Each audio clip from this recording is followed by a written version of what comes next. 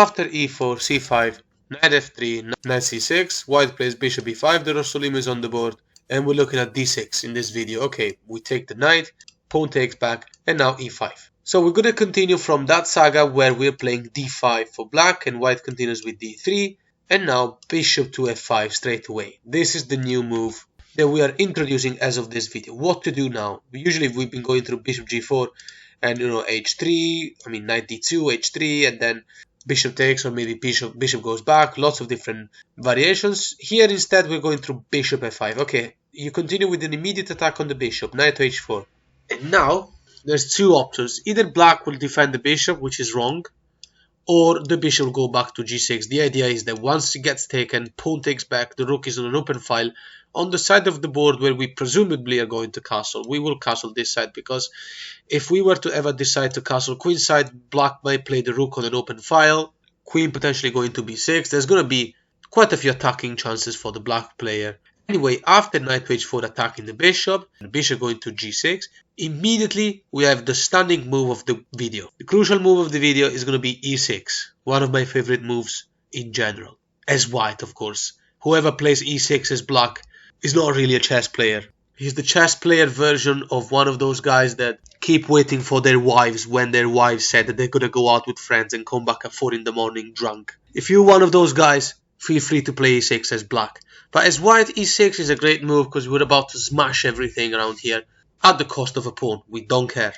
We're going to look at two options. Either the pawn takes the pawn for real, or knight to f6 going on with development. If the pawn takes the pawn and we are down in material, basically just the pawn, okay, now you take the bishop, pawn takes back, and we have created this weird pawn structure for black, and now white continues with bishop to f4. The funny thing is, what we've done is we're giving a pawn. The idea is that now this black bishop will never develop. It's going to take 1, 2, 3 moves to develop for that bishop, but it can't really push e5 without losing that pawn and giving us an incredible bishop in e5. It also can't push g5 and then g6. It'll be too much work, also because after bishop e5, g6 cannot push since we'll be attacking the rook. So this is a fantastic motive. So let's go on, knight f6, and now castle.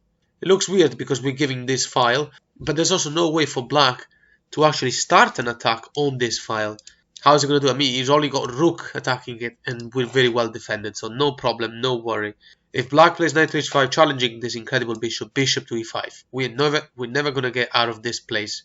If instead, let's look at this move, king to f7, where this is just dumb. Of course, the idea could be king to g8, find a way to castle the king, but the priority should be to find a way to develop the dark square bishop.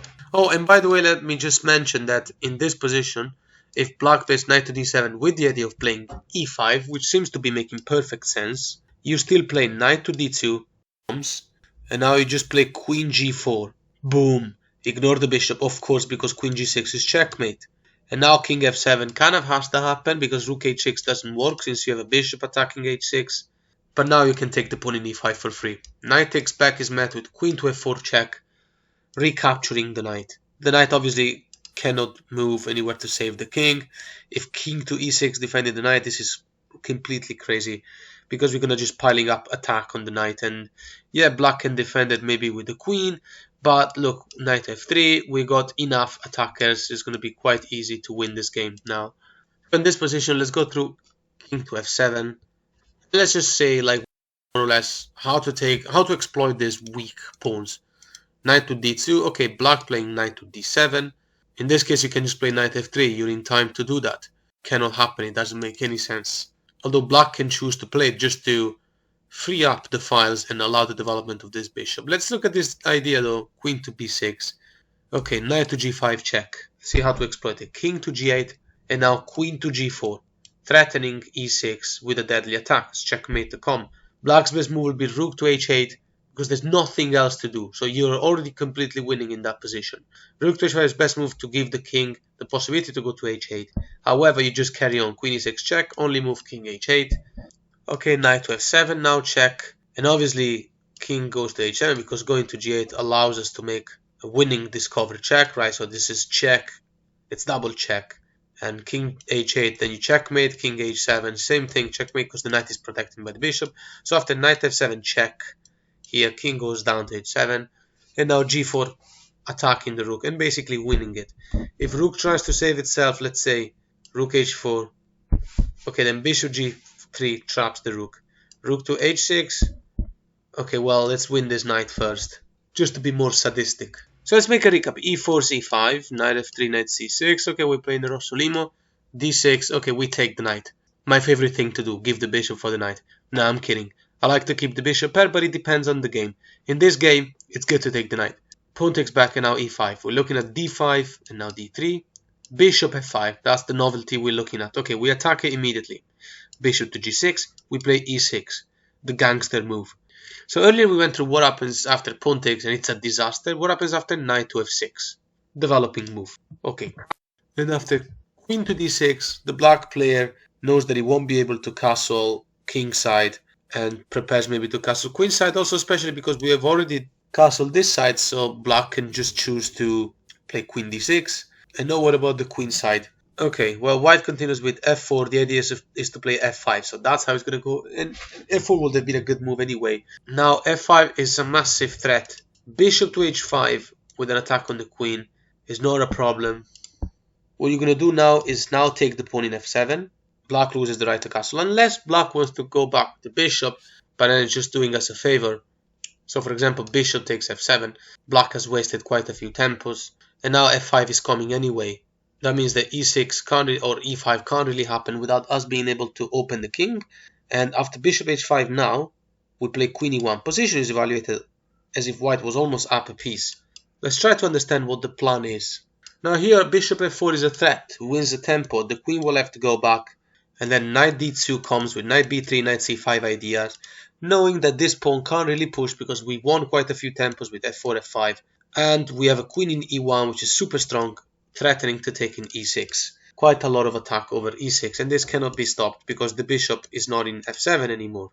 So in this position, after f4, we mentioned bishop attacking the queen, and we take the pawn now.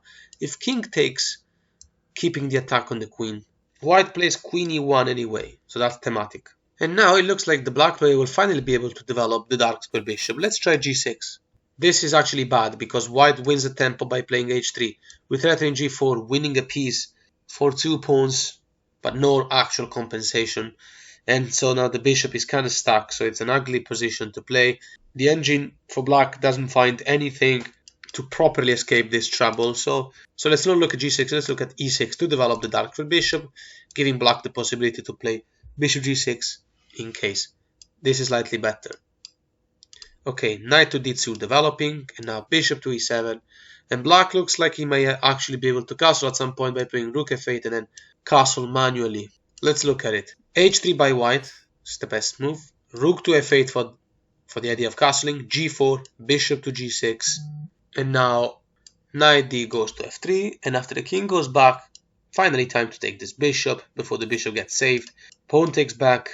And this is black having played the best moves in this faulty variation. Right, remember the bishop f5 variation, the early bishop f5 variation is very popular. But now that you know what to do, you can always damage the black pawn structure no matter what. After this move, knight to g5 comes and you have double attack over e6. This cannot be defended, e5 cannot be pushed. And you've got out of the opening in a fairly successful way. White has an advantage here. Best that black can try to do is rook f to e8, but still, go on, queen e6 check, queen takes. Well, if king tries to move, then it's gonna be massive trouble, and the knight will be jumping, and that will be game over. King f8 will lead to checkmate. So after queen takes and knight takes, best move by black would be rook a to b8, putting pressure on b2, stopping the development of our bishop. But the situation is under control.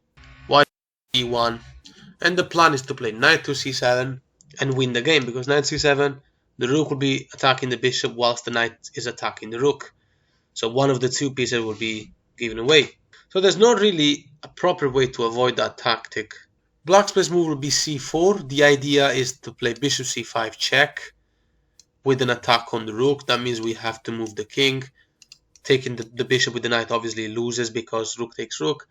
So that's the idea. So after c4, engine move by black, white's best move is king to f1, and the black player could be able to isolate our pawn in this position. However, best move by black will be bishop to b4, attacking our rook. And now rook to e2. It's important because it's kind of tempting to play c3 here. But what you'll be doing is you'll be giving no support to the d3 pawn, and because black has a knight in f6, you don't want to end up playing a move like d4 at some point, because then knight to e4 is a very strong knight. You can never really attack it with a minor piece properly because your light square bishop is gone, and this is actually not good. So you want to keep this like this, and c3 is just a hope move. You're just attacking the bishop, but it's not like you're doing anything and you're not winning any tempo. So now rook e2 is the best, and after take, remember that this knight is ineffective, cannot go to e4, because we've been good enough to understand how pawn structures work according to the presence of or absence of specific minor pieces. Black can't really reroute the knight like knight h7 because it can't go to g5, can't go to d7, can't go to a5, he might go to c5, but it's just very slow and it gives us the possibility to play a3, b4, develop the bishop and then get the other rook to play. This is black having played the absolute best moves and the position is evaluated plus 150 more or less. It's unlikely that the game will actually go all the way until this point unless you're playing against Stockfish. So let's go from the start and let me show you the last line. After e4, c5, knight f3, knight c6, bishop b5, d6, take, pawn takes, e5, and after d5, you keeping the pawn structure in the center united, d3, bishop f5. Okay, we attack it immediately, and bishop g6, e6. We're looking at the best idea, which is knight f6 developing, and after castle, queen d6, and now f4 with the idea of playing f5, which wouldn't win the game immediately, but then you will play queen e1, h3 g4, blah blah blah. It's pretty close center. Black is not developed, so there's no we don't have to worry about opening our castle because our king is safe. Let's look at this option which we haven't looked at. Pawn takes in e6. Now we have seen something similar before, but what we did was knight takes and pawn takes, and that's because the queen wasn't in d6, and black now could basically castle, and this is not the best option. White goes on with knight to d2, and after bishop to f7, did the black player manage to preserve the bishop pair, go up a pawn, and go to a better endgame? No, because now we take this knight back to f3, and now we have to see how will the black player be able to develop the bishop. He's not going to be able to play e5 because he will take and win the game because it's a fork. So after g6, maybe bishop g7, maybe long castle looks completely fine. But still, knight to e5 comes now. This knight is sitting in the seat of glory. Bishop to g7, and now white plays b3. A bit surprisingly, you'd usually, a lot of players will just instinctively play knight f3 here because it looks like, I'm defending the knight with the knight, improving the position of the knight. Why b3? b3 is thematic move. If you've been following this saga of the Rossolimo, mastering the Rossolimo against the knight c6, the d6 variation, then b3, a4 are completely safe moves to play just because black will inevitably play rook b8 at some point. Anyway, we also, because after castle, you see, we have to develop the bishop this side because we have no future from this side. Black has a pawn in e6 and g6, so f5 cannot happen. You're gonna give up another pawn and the rook can't really go anywhere because you're just losing material for nothing. So after bishop e2, what happens after bishop e8? We're looking at a type of game where our opponent is trying to preserve the bishop pair to keep some sort of ideal of advantage, although we're actually better than black now. Queen e2. Now we're going to pile up the pressure. You know what to do. Knight f3, knight g5. We're going to have pressure over e6. You can play the rook on the open file on the e file. You're completely safe over here. You don't have to worry about a5 because you can play a4. We've seen many scenarios very similar, and if you've been watching all of my videos of mastering the Rossolimo, then many of the patterns will just come to mind to you. Remember, while the other idiots are watching trap videos and how to win in 5 moves made by clowns for clowns, you're actually here improving your chess and get ready to win tournaments. Black now plays knight to d7, trying to remove this unbelievable knight and also put more attack to it. White continues with rook a to e1. We still don't move this knight, which is a bit weird. We'll see why. Black plays rook to f5, improving the position of the rook. This is the best move. These are all engine moves. However, white plays g4. So the center is pretty closed. Our king is safe because there's a lot of pieces around it, so you don't have to worry about opening the pawns. And after rook goes back to f8, king to g2. So how to take a move like a5? Remember, a4. Taking the knight here wouldn't make any sense because that will allow us to remove the fianchettoed bishop, which is a very important piece for the opponent. He doesn't have the bishop pair anymore. We're going to have we're going to be able to capitalize on the weakness over e6. So black should not be swapping pieces. Now we have a fork, so black will have to either move the queen and then we're swapping pieces, or if bishop takes, then pawn takes back with an attack on the queen moves away. But look what's going to happen now. After queen c7, look at this bishop. Where can this bishop ever develop? Nowhere. And look what we're going to play now. Rook takes f8 check, king takes, queen f, king moves. And after rook to f1, there's an unstoppable mate in 13 at the very latest. Even if bishop to d7, at this point, still, queen to f7 comes, king to h8 only move. And look at this blockaded center and how the best piece by black cannot really play.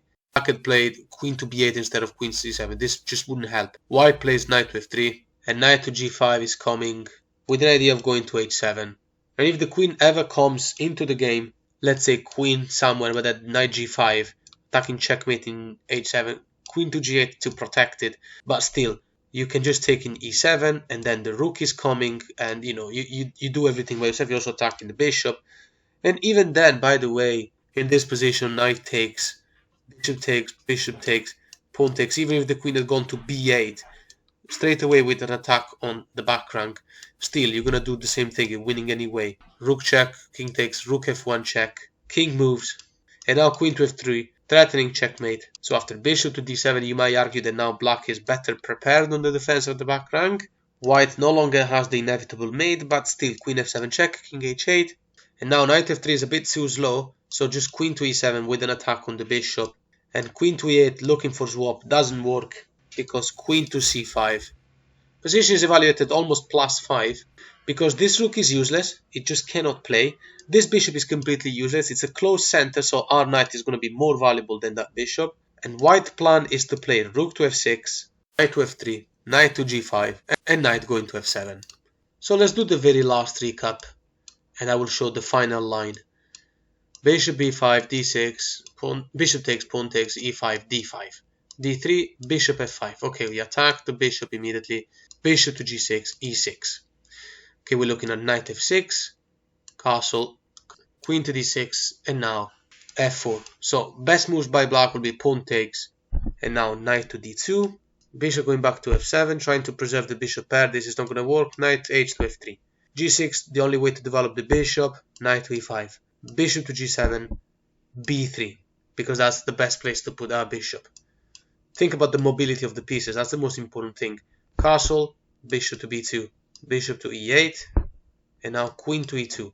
So black is doing its best to preserve the bishop pair, but we are building the usual pressure over there. So we got this pawn in f4, and sometimes you also when you have a pawn in d4, but this is not the type of game. But usually when you play against the Rubinstein or some other rubbish defenses like Caro-Kann, you often have a pawn in d4 and a knight in e5.